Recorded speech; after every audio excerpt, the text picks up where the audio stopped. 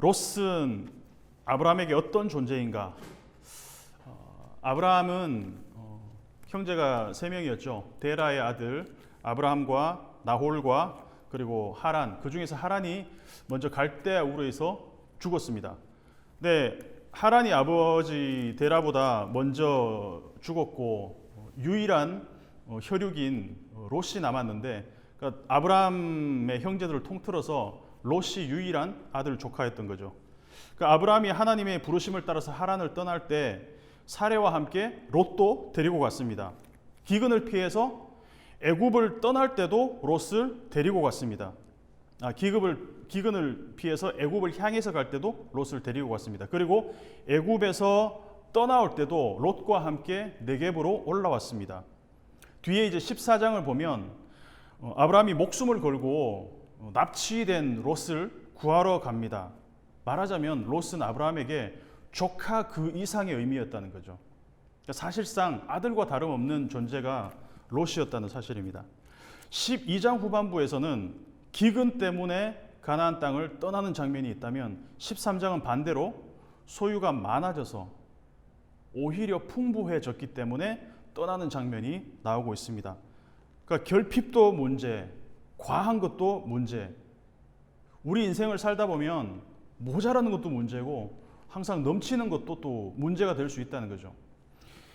1절부터 4절까지는 긍정적인 분위기입니다. 1절에서 4절까지는 마치 하나님이 아브라함을 처음 불러내셨을 때 아브라함이 응답하고 따라갔던 것처럼, 그리고 그곳에서 아브라함이 하나님이 인도대로 간 곳에서 제단을 쌓고 여호와의 이름을 불렀더라 하는 그 장면까지 이어지는 것 같아요.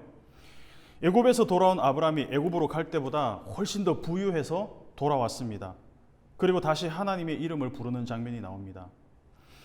우리 인생의 사이클이 항상 업이 있으면 다운이 있잖아요. 업, 다운의 이 사이클이 반복되는 것처럼 아브라함도 그런 것 같아요. 12장에도 좀 업되는 그런 사이클이 있은 다음에 다시 기근을 맞아서 애굽으로 내려가는 장면. 이렇게 업, 다운. 13장도 마찬가지예요. 1절에서 4절까지는 업, 그리고 5절부터는 또 다시 뭔가 트러블이 생기는 모습을 발견할 수 있다는 것입니다.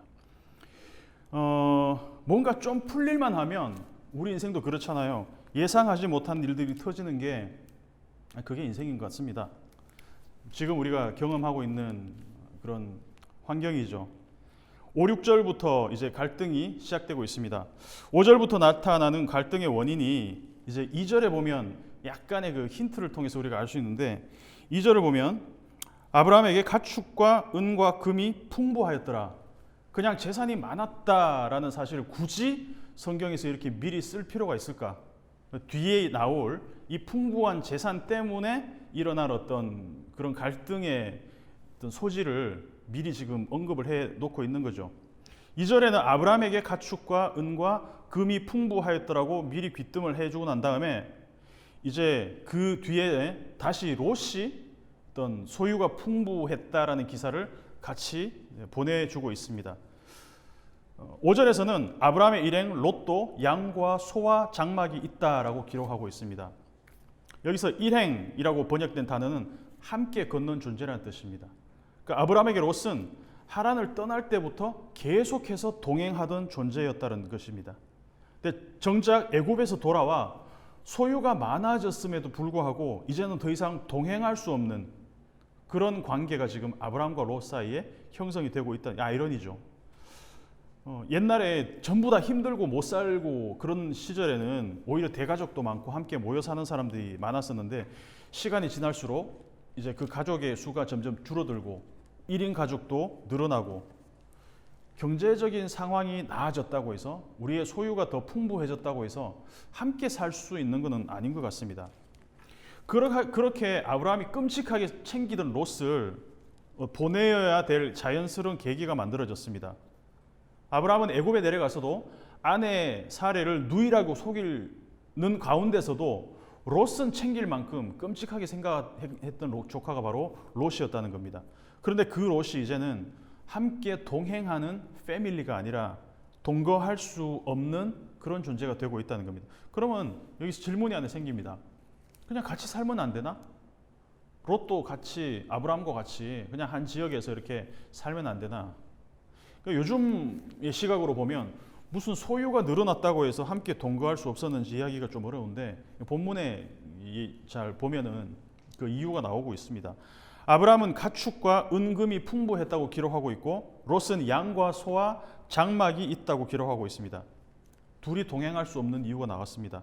아브라함과 롯이 애굽에 가기 전보다 가축이 훨씬 많이 늘었다는 거예요. 소나 양이나 풀을 뜯어먹고 살아야 되는데 제한된 공간, 그 지역은 한정돼 있고 뜯어먹어야 될 풀은 이제 많은데 점점 뭐 양이나 소든 다 이제 새끼를 낳고 계속 이제 번식을 하잖아요. 풀이 모자라잖아요. 7절을 보면 아브라함의 가축의 목자와 롯의 가축의 목자가 서로 다투고 한정된 공간에서 자기 양떼들, 자기 소떼들에게 풀을 먹이려다 보니까 다툼이 생길 수밖에 없다는 겁니다. 심지어 거기에 누가 또 살고 있냐면 가나안 사람들도 살고 있고 브리스 사람들도 살고 있다고 해요. 그러니까 제한된 공간에서 와글와글 지금 여러 사람들이 함께 살고 있다는 거예요. 누군가는 먹고 누군가는 굶어야 됩니다. 어떤 소는 먹고 어떤 소는 굶어야 된다는 거죠. 다툴 수밖에 없는 상황입니다. 저는 이걸 보면서 이 시대에 롯과 아브라함의 문제만은 아니겠다라는 생각이 들었습니다. 이게 바로 우리가 사는 세상의 축소판이라고 할 수 있어요. 집이 이렇게 많은데 왜 집 없는 사람들은 이렇게 많을까? 온 세계의 음식 쓰레기가 그렇게 많이 나오는데 왜 굶는 사람도 그만큼 많을까? 아브라함과 롯이 공유하던 한정된 그 공간을 확장을 시켜보면 우리가 사는 세계라고 할 수 있을 것 같아요. 여기는 답이 없습니다. 밀어내거나 밀리거나, 밀려내면 죽는 것이고 또 밀어내면 살아남는 것이고. 8, 9절로 한번 가보겠습니다. 8절 9절을 같이 한번 읽어보겠습니다. 아브라함이 롯에게 이르되 우리는 한 친족이라 나나 너나 내 목자나 네 목자나 서로 다투게 하지 말자. 내 앞에 온 땅이 있지 아니하냐. 나를 떠나가라. 네가 좌하면 나는 우하고 네가 우하면 나는 좌하리라. 이것은 아브라함으로서는 굉장한 결단이었습니다. 땅은 한정되어 있고 여기에 아브라함의 소유들, 롯의 가축들, 가나안 사람, 브리스 사람 한데 뒤엉켜서 살다가는 시간이 지날수록 답이 없다는 것을 아브라함이 깨달은 거죠. 함께 아름답게 살 수 없다면 어쩔 수 없이 서로 떠나는 게 맞다라는 것입니다. 그리고 아브라함은 롯에게 떠나가라라고 얘기하지만 사실은 기회를 주는 겁니다. 롯이 먼저 어떤 땅을 선택할 수 있는 그 기회를 주고 있다는 것이죠. 네가 좋은 쪽을 먼저 택해라라고 이야기를 하고 있다는 것입니다. 10절을 보면 아브라함이 제안을 딱 듣자마자 롯이 곧바로 행동에 옮깁니다. 이에 롯이 눈을 들어 요단 지역을 바라본즉 소알까지 온 땅에 물이 넉넉하니. 만약에 롯이 조금만 싸가지가 있는 조카였다면 삼촌이 이런 제안을 했을 때 그래도 큰아버지, 작은아버지, 삼촌 먼저 좋은 땅을 택하시고 제가 조카니까 천천히 알아보겠습니다. 그게 아니고 10절을 보면 이에 롯이 바로 눈을 들어서 스캔을 합니다. 어디가 좋은 땅일까? 어디가 내 양들과 내 소들, 내 가축들을 이렇게 넉넉하게 먹일 수 있는 그런 땅일까? 왜냐하면 롯은 기근을 겪었잖아요. 아브라함과 함께 기근을 겪어서 애굽으로 내려갔었잖아요. 그러니까 다시는 그런 기근의 상황이 왔을 때 굶어 죽지는 않겠다. 어떤 대책을 세워야 되겠다. 그렇기 위해서는 뭔가 물이 넉넉한 지역이 필요했던 거예요. 그래서 눈을 들어 봤을 때 요단 지역이 물이 넉넉하니까 저기가 딱 살기 좋겠다. 바로 롯이 그 땅을 찜을 해버렸다는 것입니다. 애굽 정도의 환경이었으면 물 걱정 없이 안전하게 살 수 있을 거라는 확신이 들었어요. 그래서 롯의 레이더에 포착된 지역이 요단 지역이었고 이곳이 바로 애굽 땅과 같고 또 어디와 같다 그랬냐면 여호와의 동산과도 같았다는 표현을 하고 있습니다. 이제 에덴을 의미하겠죠. 여호와의 동산과 같았으니까. 근데 10절을 보면 무시무시한 내레이션이 함께 등장하고 있습니다. 10절을 보면 이에 롯이 눈을 들어 요단 지역을 바라본즉 소알까지 온 땅에 물이 넉넉하니 여호와께서 소돔과 고모라를 멸하시기 전이었으므로, 소돔과 고모라를 멸하시기 전이었으므로 라는 표현이 저는 굉장히 섬뜩하게 다가왔습니다. 이 말을 딱 빼버리면, 여호와께서 소돔과 고모라를 멸하시기 전이었으므로 빼면 온 땅에 물이 넉넉하니 여호와의 동산 같고 애굽 땅과 같았더라, 말이 돼요. 이거는 롯의 입장에서는 충분히 선택할 수 있는 최선의 선택지라는 겁니다. 그런데 그 중간에 여호와께서 멸하시기 전이었다라는 이 말이 딱 들어가면서 굉장히 무서운 표현이 되어버렸다는 것입니다. 하나님이 보시는 것과 롯이 보는 것에 엄청난 격차가 생겨버렸다는 거예요. 보기에는 좋지만 사실은 이 소돔 고모라 지역은 어떤 땅이냐? 죽음을 품고 있는, 곧 멸망되기 직전에 다이너마이트 터지기 직전에 다이너마이트와 같은 그런 땅이었다는 것이죠. 근데 지금 롯은 그 소돔 고모라를 택하려고 하고 있다. 지금 성경은 우리에게 엄청난 스포를 하고 있다는 겁니다. 이 구절을 보면 떠오르는 장면이 있습니다. 선악을 알게 하는 나무의 열매는 어떻게 뭐 하기도 좋다? 보기에도 좋고 먹기에도 좋다. 보암직도 하고 먹음직도 했다. 그런데 그 열매는 어떤 열매였습니까? 하나님의 말씀, 금단의 열매, 먹으면 정녕 죽으리라. 그러니까 하나님이 보시기에는 이것을 먹었을 때는 반드시 죽을 수밖에 없는 독을 품은 열매였지만, 사람이 보기에 너무 좋아서 먹을 수밖에 없는 그런 열매였다는 것입니다. 이 소돔과 고모라도 마찬가지였다는 겁니다. 시한부 도시였다는 것이죠. 그래서 10절을 보면 두 가지의 시선이 존재합니다. 10절에서 여호와께서 소돔과 고모라를 멸하시기 전이었으므로만 빼도 말이 돼요. 근데 그것만 빼면 롯이 눈을 들어 보기에 에덴 동산 같고 애굽 같은 그런 낙원으로 보인다는 거죠. 이거는 누구나 볼 수 있는 시선입니다. 누구나 발견할 수 있는 그런 모습이라는 것입니다. 그런데 그 가운데 하나님의 시선이 딱 들어가 버리니까 하나님의 시선으로 볼 때는 심판이 임박한 도시라는 것이죠. 여호와께서 멸하다라고 쓸 때 단은 샤트, 이 단어는 하나님이 노아에게 이 땅에서 생명이 기운이 있는 것은 다 천하에서 멸절하겠다라고 쓰인 그 단어입니다. 멸절하겠다 쓰인 샤트. 그러니까 창세기에서 두 번 쓰이는데 용례가 노아의 홍수 심판 때 샤하트가 쓰이고, 그리고 불 심판 때 샤하트가 쓰였다는 거예요. 그만큼 무시무시한 단어를 지금 나레이션이 우리에게 들려주고 있다는 겁니다. 하나님이 독자들에게 무서운 심판을 일부러 스포를 하고 계신다는 것입니다. 물론 롯은 이거를 듣지 못하겠죠. 영화를 보면 스포일러를 주의해야 되지만 이런 무서운 심판은 빨리 스포를 당할수록 좋습니다. 왜냐하면 하나님이 경고고 하나님의 알람이기 때문에 그렇습니다. 롯이 이 구절을 읽었더라면 11절을 보면 롯은 동쪽으로 떠났습니다. 의미 있는 방향이죠. 동쪽은 창세기 4장에서 가인이 동생을 죽이고 하나님을 떠난 방향이 동쪽이었고, 바벨탑을 쌓았던 사람들이 점점 동쪽으로 이동하고 있었다라는 것을 봤을 때는 동쪽으로 롯이 옮겨가고 있다는 장면, 우리에게 이 두 장면들을 생각나게 합니다. 하나님에게서 점점 멀어지고 있구나. 이제 롯과 아브라함이 완전히 서로를 떠났습니다. 롯은 떠났고 아브라함은 가나안 땅에 계속 거주하였습니다. 롯은 점점 심판의 땅인 소돔에 가까이 가버렸습니다. 12절을 보면 장막이 나옵니다. 아브라함은 가나안 땅에 거주하였고 롯은 그 지역의 도시들에 머무르며 그 장막을 옮겨 소돔까지 이르렀더라. 앞장면에서 롯이 뭐가 있었다 그랬죠? 롯이 뭐가 있었다 그랬죠? 5절에 보면 아브라함의 일행 롯도 양과 소와 장막이 있으므로, 말하자면 이 텐트는 언제든지 이동할 수 있는 어떤 조립식 텐트였을 거예요. 그래서 이동이 쉽고 용이한 그런 이제 거주지였을 겁니다. 항상 유목민들이기 때문에 언제든지 옮겨 다닐 수 있도록 장막을 옮겨 갔다는 것입니다.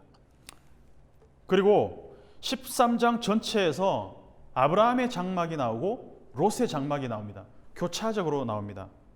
보면 3절에는 누구의 장막이 나옵니까? 그가 네게보에서부터 길을 떠나 베델에 이르며 베델과 아이 사이 곧 전에 장막 쳤던 곳에 이르니. 아브라함의 장막이 나오죠. 5절에는 롯의 장막이 나옵니다. 교차적으로 아브라함의 장막 한번 나오고 5절에는 롯의 장막이 한번 나옵니다. 그리고 12절에 또 롯의 장막이 나옵니다. 그리고 18절에 아브라함의 장막이 또 나옵니다. 성경이 일부러 우리에게 아브라함의 장막, 롯의 장막, 롯의 장막, 아브라함의 장막을 이렇게 교차적으로 보여주고 있습니다. 그런데 롯의 장막이 아브라함의 장막에서 멀어질수록 하나님으로부터도 점점 멀어진다는 것을 우리에게 시각적으로 보여주고 있어요. 근데 아브라함의 장막을 이야기할 때는 반드시 따라 나오는 표현들이 있어요. 그게 뭘까요? 3절, 4절하고 18절을 보시면 3절, 4절에서 아브라함의 장막에서는 아브라함이 하는 행동이 있습니다. 제단을 쌓고 여호와의 이름을 부르는 장면이 나온다는 거죠. 18절에도 마찬가지예요. 아브라함이 장막을 옮겨 헤브론에 있는 마브네 상수리 수풀에 이르러 거주하며 거기서 여호와를 위하여 제단을 쌓았더라. 아브라함이 장막을 옮기는 곳에서는 반드시 여호와 하나님의 제단을 쌓았다는 거예요. 그런데 롯의 장막, 롯의 생활의 반경에서는 하나님이 등장하지 않습니다. 우리의 장막, 우리의 삶의 공간, 우리가 머무르는 그 모든 공간과 시간에서는 하나님의 이름을 부르고 있는지, 하나님의 임재와 얼마나 가까이 있는지 우리의 장막과 한번 연결해 볼 필요가 있을 것입니다. 우리는 롯의 장막과 같은지 아브라함의 장막과 같은지. 13절을 보면 또 하나의 멘트가 나오죠. 소돔 사람은 여호와 앞에 악하며 큰 죄인이었더라. 또다시 스포. 13장은 하나님이 작정하고 이 스포 대량 방출을 지금 하고 있어요. 성경이 참 재밌는 게 뭐냐면 정작 소돔을 향해서 전진하고 있는, 지금 소돔을 향해서 가까이 가고 있는 롯 본인은 소돔이 어떤 지역인지 전혀 모르고 있습니다. 하지만 성경의 내레이터는 우리에게 계속해서 소돔을 보여주면서 뭐라고 얘기하고 있냐면 그 지역이 하나님이 멸절시키고 하나님이 멸망시키고 그 소돔 지역의 사람들은 큰 죄인이었다는 얘기를 계속해서 우리에게 누설하고 있다는 거예요. 영화를 보면 어떤 불길한 모티브가 반복될 때는 배경음악도 약간 좀 뭔가 조금 음산하고 뭔가 마이너풍이고 이런 불안한 음색이 깔릴 때가 있습니다. 지금 13장이 그런 분위기를 계속 미리미리 보여주고 있다는 거죠. 성경을 읽어가면서 우리는 롯은 기분 좋게 자기가 살 곳을 향해 장막을 옮겨가고 있는데 성경을 읽는 모든 독자들은 계속 롯의 이 움직임들을 주시하면서 불안해하고 있다는 것입니다. 왜냐하면 성경을 읽는 모든 독자들은 하나님의 시선과 함께 움직이고 있기 때문에 롯과는 점점 멀어지고 있다는 것입니다. 이 성경을 읽는 사람들은 롯의 움직여가는 것을 보면서 저곳으로 가면 안 될 텐데, 저곳은 곧 심판을 받을 텐데, 저기는 죄인들이 우구르고 하는 곳일 텐데, 그러면서 우리는 깨닫게 되는 것이죠. 눈에 보기에 좋은 것들, 내가 보는 모든 현상적인 것들에 우리가 얼마나 많이 현혹되고 있구나. 우리가 롯이라면 저와 다른 선택을 했을까? 우리는 그런 마음으로 이 성경을 읽어간다는 것입니다. 그리고 나서 하나님이 나타나십니다. 14절부터 하나님이 등장합니다. 언제냐 하면 롯이 아브라함을 떠난 후에 여호와께서 아브라함에게 이르시되가 나오고 있다는 것입니다. 여호와께서 아브라함에게 이르시되, 제가 설교를 준비하면서 여호와께서 아브라함에게 이르시되가 언제 나오는지 살펴보는데 12장 1절에서 3절까지 한번 나오고, 처음에 아브라함을 불러내셨을 때 한번 나오고 12장 7절에서 또 나옵니다. 그리고는 여기가 처음입니다. 그런데 여호와 하나님께서 아브라함에게 말씀하실 때마다, 아브라함에게 이르실 때마다 하시는 패턴이 있어요. 그 패턴을 우리가 발견할 필요가 있는데 땅과 자손의 복을 약속하신다는 거예요. 12장 1절에서 3절까지 보면 내가 너에게 보여줄 땅으로 가라. 내가 너로 큰 민족을 이루고, 땅과 민족의 약속을 하십니다. 땅과 자손의 약속을 하십니다. 그리고 12장 7절을 보면 내가 이 땅을 네 자손에게 주리라 하신지라. 하나님이 여호와께서 아브라함에게 이르시되 하고 나서는 항상 땅과 자손의 약속을 하셨다는 거예요. 그러면 우리는 생각해 볼 수 있습니다. 이 패턴이 반복된다면 13장 14절에서도 하나님이 여호와께서 아브라함에게 이르시되 그 다음에는 뭘 약속하시겠구나? 땅과 자손을 약속하시겠구나. 아니나 다를까? 15절 보면 보이는 땅을 내가 너와 네 자손에게 주리니. 그 다음에 뭐냐? 영원히 이르리라. 소돔과 고모라는 어떤 땅이었습니까? 곧 멸망될 시한부 땅이었어요. 근데 하나님이 아브라함에게 약속하신 땅은 어떤 땅이에요? 영원한 공간이라는 겁니다.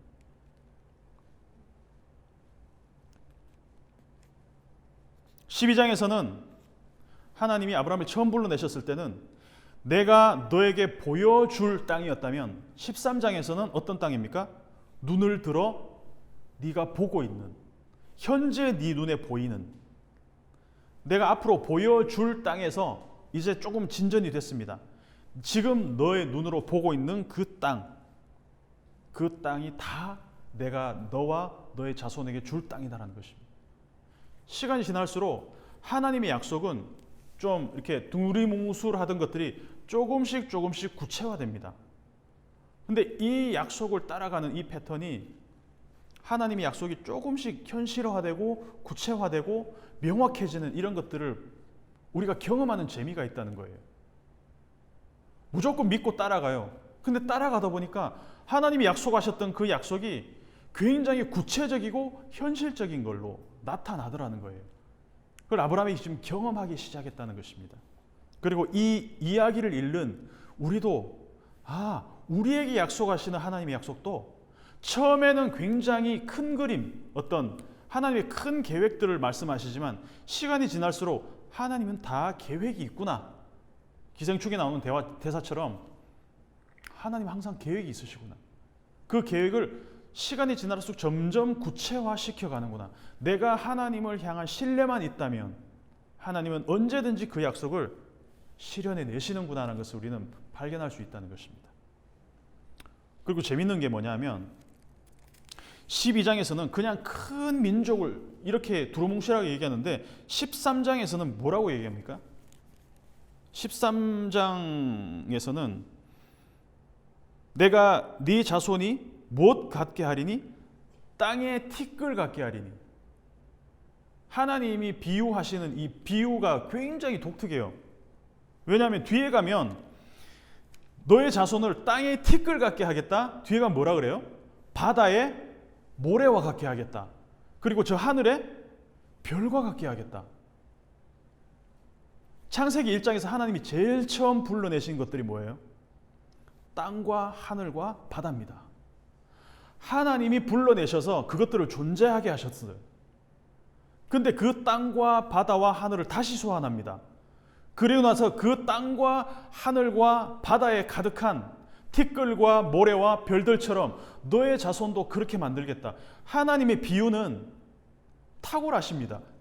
하나님 자기가 가장 처음에 만드셨던 그 세계, 땅과 하늘과 바다를 채우는 티끌과 모래와 별들처럼 너의 자손을 그렇게 만들어 주겠다라는 것이죠. 내가 그 모든 것들을 불러낸 것처럼 내가 너의 자손도 불러낼 거야. 사례가 임신을 못하는 불임이지 내가 하면 될 거야.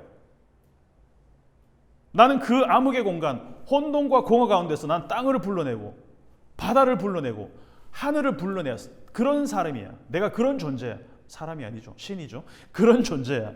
하나님은 온 우주를 창조한 바로 그 하나님이 나라는 그 자부심이 있다는 겁니다. 자기 자신이 만든 그 창조 세계에 대한 그 자부심이 하나님이 있었다는 거예요. 땅을 만든 내가 너의 자손을 땅의 티끌처럼 불러내지 못할겠어? 바다를 만든 내가 그 바다의 모래처럼 네 자손들을 내가 불러내지 못하겠어? 하늘을 만든 내가 그 하늘의 별처럼 너의 자손들을 불러내지 못하겠어? 하나님이 자신이 창조주이심을 선포하시고 그리고 그 창조는 지금도 너와 너의 자손들을 통해서 이루어질 거라는 선포, 그 창조의 선포를 지금 아브라함에게 하고 계신다는 거예요. 하나님은 창세기 1장 2장을 아브라함을 통해서 다시 쓰고 싶어 하신다는 겁니다. 그래서 하나님의 약속은 이곳에 머물러 있는 것이 아니라 아브라함이 하나님과 동행하면서 그 약속도 함께 진행하고 있다는 거예요. 하나님의 약속은 머물러 있는 것이 아니라 살아 움직이는 것이라는 겁니다.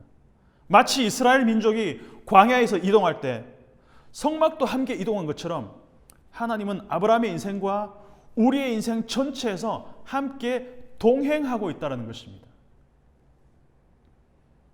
그런데 아브라함의 눈에 보이는 땅은 가시적으로는 롯이 봤던 물이 넉넉하고 애굽처럼 여호와의 동산처럼 살기에 좋은 땅은 아니었던 것 같아요. 그야말로 생개척지나 마찬가지였던 것 같습니다. 지금 제가 시작한 이 개척교회처럼 완전히 그냥 맨 땅에 헤딩하는 것처럼 그런 공간들을 하나님이 동서남북을 통해서 보여주시는데 이거는 롯이 보는 그 물이 찰랑찰랑하는 그 땅과는 비교가 안 되는 거예요. 아브라함이 보고 있는 땅이 눈에 보기에도 좋은 땅이었다면 아마 하나님이 아브라함에게 보여주는 그 땅을 롯이 먼저 택했을 것 같아요. 아, 저기구나. 근데 그곳이 아니라는 것이죠. 그래서 성경은 처음부터 우리에게 보기에 좋은 것이 반드시 좋은 것은 아니라는 이야기를 반복적으로 들려줍니다. 선악을 알게 하는 나무의 열매, 마찬가지고 롯이 선택한 요단 지역, 소돔과 고모라 땅도 그랬습니다. 백설공주가 먹었던 독을 품은 사과와 같습니다.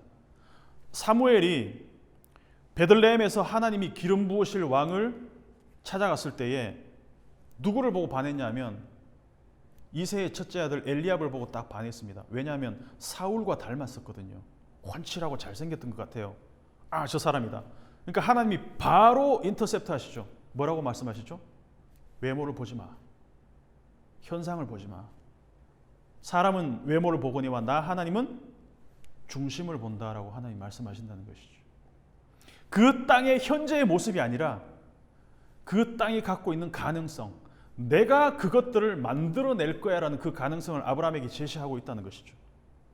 롯은 자기가 눈을 들어 봤습니다. 그런데 하나님이 아브라함에게는 하나님이 눈을 들어 보게 하신다는 것이죠. 우리의 시력은 우리 생각보다 훨씬 좋지 않은 것 같아요. 그러나 하나님이 보시는 건 언제나 신적인 안목이 있습니다. 신이니까 신적인 안목이 있어요. 하나님은 그분이 보시는 것은 진짜입니다. 그분이 보여주시는 것은 진짜입니다. 그래서 예수님이 눈먼 사람의 눈을 고치실 때 어떻게 하셨습니까? 그냥 이 땅에 흙을 대충 이렇게 발라가지고 이렇게 했는데도 보인다는 거예요. 하나님이 하시면 이 땅에 있는 흙으로라도 사람을 눈을 뜨게 할 수 있다는 것입니다. 돌들로도 찬양하게 할 수 있는 것이 하나님이라는 것이죠. 없는 것에서 있는 것으로 불러내시는 분이 하나님이라는 것입니다. 불임인 사례도 하나님이 땅의 티끌같이 하늘의 별과 같이 바다의 모래와 같이 만들 수 있는 분이 하나님이라는 거예요. 그걸 지금 아브라함에게 지금 계속해서 보여주고 있다는 것입니다. 근데 그걸 우리가 잘 믿지 못해요. 왜냐하면 안 보이니까. 안 보이니까. 이야기를 마무리해야 되겠습니다. 지금 당장 우리에게 있어서 물이 넉넉한 요단처럼 보이는 곳은 어딘지 한번 물어봤으면 좋겠습니다. 우리 시대에 있어서 우리의 이 컨텍스트 안에서 애굽과 같은 땅, 여호와의 동산과 같은 곳, 그 보기에 좋고 먹기에 좋은, 보암직도 하고 먹음직도 하고 눈에 좋은 그곳이 어디였는지, 안정된 환경, 보장된 어떤 직장, 요즘 같은 코로나 시대에는 월급 받는 게 정말 자영업자보다는 정말 좋은 것 같습니다. 우리가 볼 수 있는 최선의 선택지, 돈이 되는 것, 나에게 돈을 가져다 줄 수 있는 것, 돈의 가치로 환산할 수 있는 것이 우리는 최고의 선택지라고 믿고 살아갑니다. 저도 마찬가지고 여러분들도 마찬가지일 겁니다. 아브라함과 롯의 목자들이 다투던 그 좁은 목초지를 확대하면 우리가 사는 세계입니다. 한정된 공간, 한정된 풀을 서로 뜯어먹기 위해서 눈에 불을 켜고 싸웁니다. 다툽니다. 거기서 밀려나지 않고 버텨서 차지하면 성공했다 이렇게 치켜 세워줍니다. 풀을 좀 더 많이 뜯어먹으면 성공한 삶을 산 거라고 인정해 줍니다. 내가 유기동 풀을 뜯어먹고 자란 소야 이러면서 무슨 풀 뜯어먹고 얼마나 많이 뜯어먹고 사는지에 관심이 많습니다. 근데 그 삶에서 머물러 있다면 우리는 하나님이 제시하시는 그 새로운 세계를 볼 수 있는 눈을 스스로 닫아버리는 꼴이 될 수밖에 없고 그 세계가 전부인 줄 알 수밖에 없다는 것입니다. 여기서 메시지는 뭐냐? 아브라함이 조카에게 좋은 땅을 양보해 주었더니 하나님이 더 좋은 땅을 주시더라. 양보의 미덕. 양보하니까 하나님이 좋은 것을 주셨다. 그렇게 적용하기에는 조금 너무 가볍지 않습니까? 메시지가. 우리가 경계해야 될 것이 이런 도덕적인 메시지입니다. 앞장에서 아브라함보다 훨씬 더 도덕적인 사람이 바로였습니다. 그런데 재앙이 바로에게 내려졌어요. 그게 문제가 아니라는 것입니다. 양보의 미덕, 어떤 조카에게 선심을 쓰니까 하나님이 복 주시더라.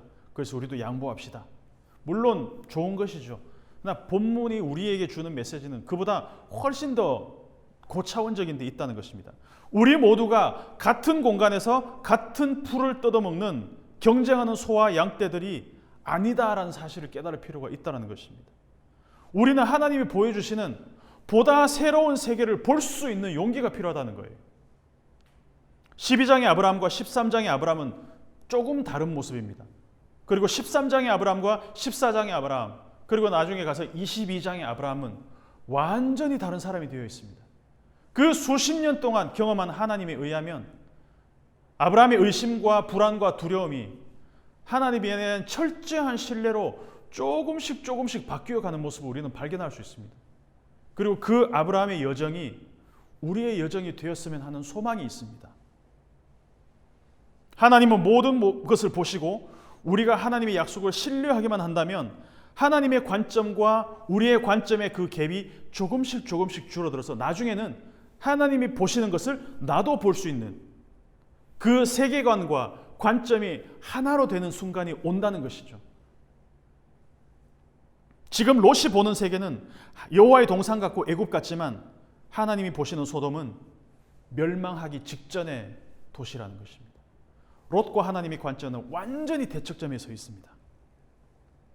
이것이 우리가 볼 수 있는 시야, 우리가 볼 수 있는 이 세계관의 한계라는 것입니다. 아브라함의 시선이 조금씩 하나님과 가까워지고 있습니다. 그리고 이 이야기를 읽는 우리의 시선이 하나님과 조금씩 더 가까워지기를 소망합니다. 내 장막은 어디에 있는지, 내가 보는 세계는 얼마나 하나님과 가까워지고 있는지를 돌아볼 필요가 있는 그 말씀이 오늘 창세기 13장의 말씀입니다.